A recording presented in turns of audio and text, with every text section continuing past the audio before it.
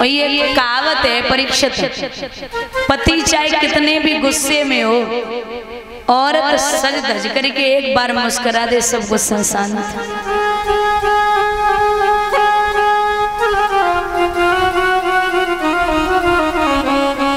लक्ष्मी जो है ना वो उनकी सवारी है उल्लू।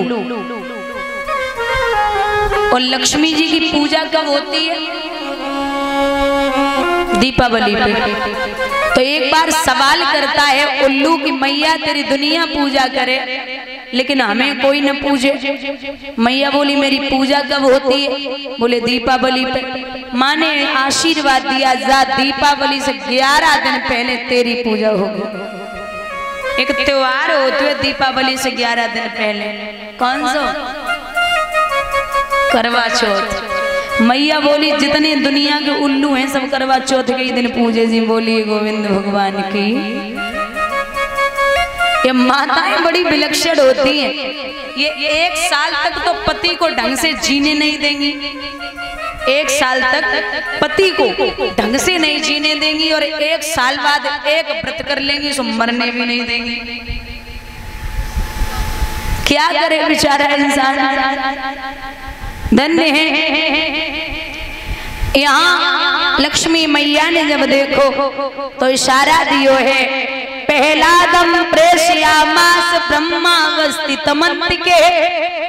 इशारा दे रही हैं पहला दम प्रेष्यामास ब्रह्मावस्थितमंत के तात प्रसयोपे ही स्वपित्रे कुपितम प्रभुमा। जाइए लाला आप जाकर के अपने पिता की गोदी में बैठो। तो भगवान जब प्रहलाद को गोद में बिठाते हैं, याद रखना दादा भक्त और भगवान में इतना प्रेम है। नरसिंह भगवान अपनी जिह्वा के द्वारा प्रहलाद को चाटने लगे। ये सब देवी देवतागण देख रहे हैं कि ये कैसा प्रेम है। यहाँ बड़ी खुशी है। प्रहलाद से पूछा कि लाला तू कुछ मांग ले भगवान ने। तो बच्चा जवाब देता है कि हे प्रभु हमें कुछ नहीं चाहिए, अगर देना है तो बस इतना दीजिए मेरे पिता को बैकुंठ धाम की प्राप्ति हो जाए। अरे भगवान बोले बाबरे तेने तो कुछ नहीं मांगे पायो। क्यों? जो मेरे हाथों से मरा है वो सीधा बैकुंठ में गया, उसे मांगने की जरूरत नहीं है। बुजुर्गों भगवान के नाखूनों में मची खुजली, भगवान ने वो नाखून उमर के वृक्ष में चुभो दिए, खुजली शांति हो गई। लेकिन उमर के वृक्ष ने जवाब दिया कि महाराज आपने तो नाखूनों की खुजली शांत कर ली लेकिन मुझे कुछ नहीं दिया। भगवान बोले जा मैं तुझे वरदान देता हूँ, जो मेरा भक्त तेरे नीचे से होकर के गुजरेगा उसका 1/4 चौथाई का भक्ति का हिस्सा तुझ में प्रवेश हो जाएगा। लेकिन अगर मेरे भक्त ने तेरे नीचे से होकर निकले और 5 बार ये बोल दिया नरसिंह हरे नरसिंह हरे नरसिंह हरे नरसिंह हरे नरसिंह हरे, तो तुझे कुछ मिलने वाला नहीं है। तथास्तु वरदान दिया। माँ कयाधु को भगवान आशीर्वाद देते हैं। तो प्रहलाद मैया से बोले मैया देख राम के नाम में इतनी शक्ति है, मैंने प्रभु की रटन नहीं छोड़ी और आज मुझे भगवान ने दर्शन दे दिए। और हर एक भगवान का भक्त या भक्त ने यही कहते हैं गोविंद मैंने रटना लगाई नहीं रे कन्हैया तेरे नाम की। मैंने ताली बजा के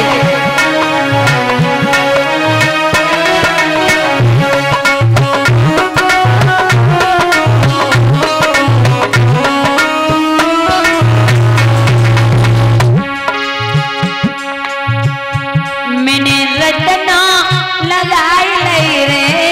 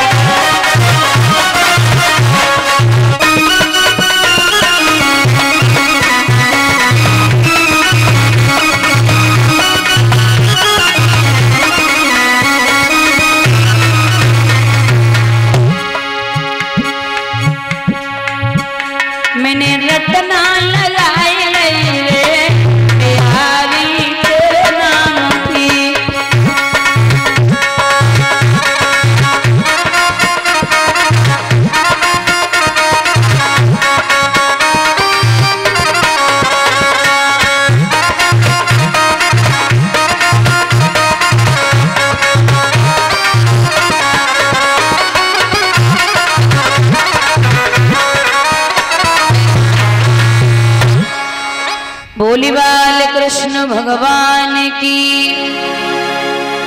महाराज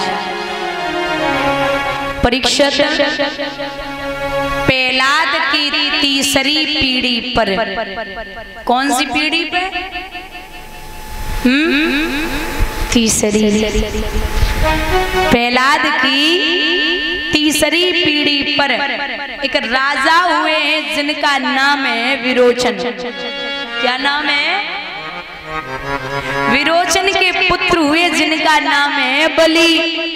बलि ने 101 यज्ञ पूर्ण करके इंद्र के इंद्रासन को अपने वश में कर लिया था। ऐसा था वो राजा।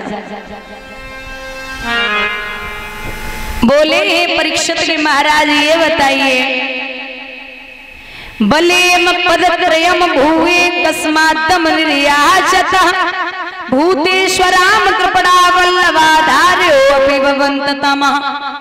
आप ये बताइए, भगवान ने राजा बलि के यहाँ जाकर के दीनहीन गरीब की भांति 3.5 कदम पृथ्वी क्यों मांगी है? तो बोले हैं सुखदेव जी कि हे परीक्षित, एकदा कश्यप तस्या आश्रमा भगवान गातम निरुद्ध शंभम निरानंदम समाधेरि विरताश्रात। जवाब दिया कि आपको पता है एक दिन भगवान की कृपा से ये जो देवताएं हैं ये अदिति के पुत्र हैं और जो राक्षस हैं वो दिति के पुत्र हैं। पिता एक ही है, माताएं अलग अलग हैं। जो दिति है इनका और कश्यप जी का दिन में संभोग हुआ तो कश्यप जी ने श्राप दिया है कि जा, तूने मेरे तपस्या में विघ्न डाली है, तेरे गर्भ से राक्षसों की उत्पत्ति होगी। दादा ये राक्षसी वंश का राजा बलि विचार किया, देवताओं की मां अदिति ने कि क्या करें, कैसे इसे इंद्र की गद्दी को इसके हाथों से छुड़ाया जाए। तो देवताओं से अगर विजय पानी है तो तपस्या ही हथियार है।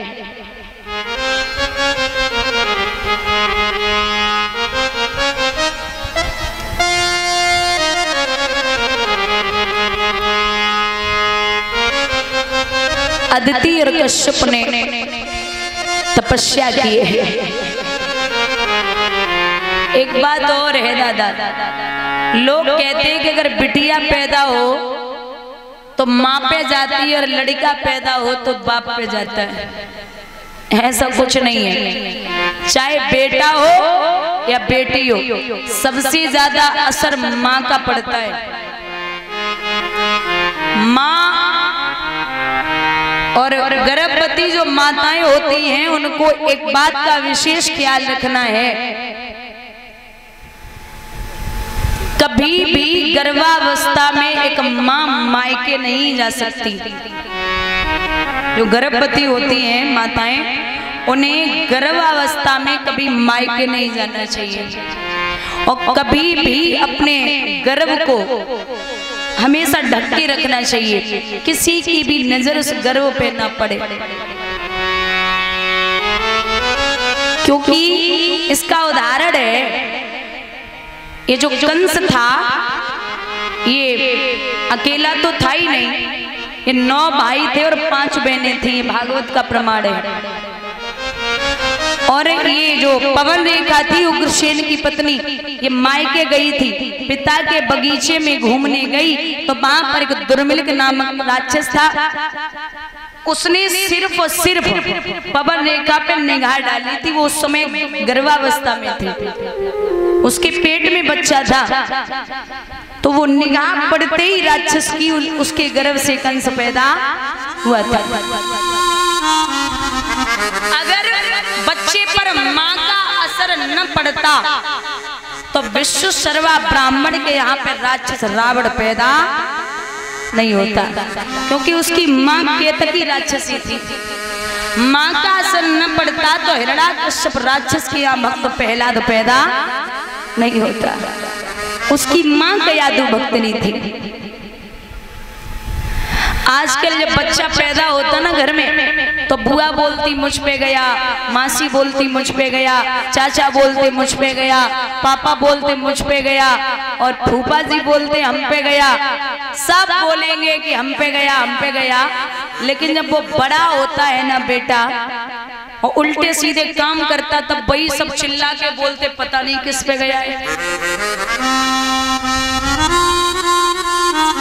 वो तुम ही जानो ना वो किस पे गया है।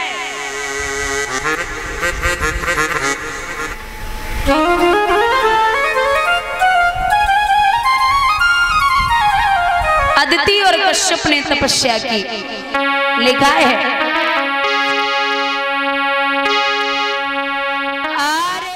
कोई अस्त्र है न शस्त्र है, नाखूनों के द्वारा मारूंगा। तूने कहा था न मैं जिंदा से मरूं न मुर्दा से मरूं, नाखूनों के द्वारा मारूंगा, न तो ये जिंदा होते न मुर्दा, और काटोगे तो दर्द नहीं होगा न खून निकलेगा और 8 दिन बाद उतने ही बड़े फिर हो जाएंगे। तूने कहा था न मैं भीतर मरूं न बाहर मरूं, भगवान ने चौखट पे रख लिया। और तूने कहा था कि न मैं ऊपर मरूं न नीचे मरूं, भगवान घुटनों पे रखे हुए हैं। एक वरदान और मांगा था, क्या दादा मैं 12 महीनों में न मरूं, 12 महीनों में न मरूं। 1 साल में कितने महीने होते? 12। भगवान बोले काय को चिंता करें, हमने तुम्हारे लिए बढ़िया स्पेशल 13वां महीना लौंद का शुरू कर दिया। लौंद के महीने में भगवान आए, पृथ्वी आकाश तो हिलन लगे, वो महाघोर संग्राम हुआ। आखिर नरिहर के हाथों से निश्चर का काम तमाम हुआ। जब हिरण्याकश्यप को भगवान ने मारा है, नाखूनों के द्वारा हृदय को फाड़ा, बड़ी सी जीभ, बड़े बड़े नाखून, पृथ्वी मैया डरने लगी। वहां देवी देवता गण भाग रहे तो लक्ष्मी मैया बोली ऐसो कौन सो रूप है जो सब डर रहे हो, हम देखवे को जाए रे। तो लक्ष्मी मैया जब देखवे के लिए पहुंची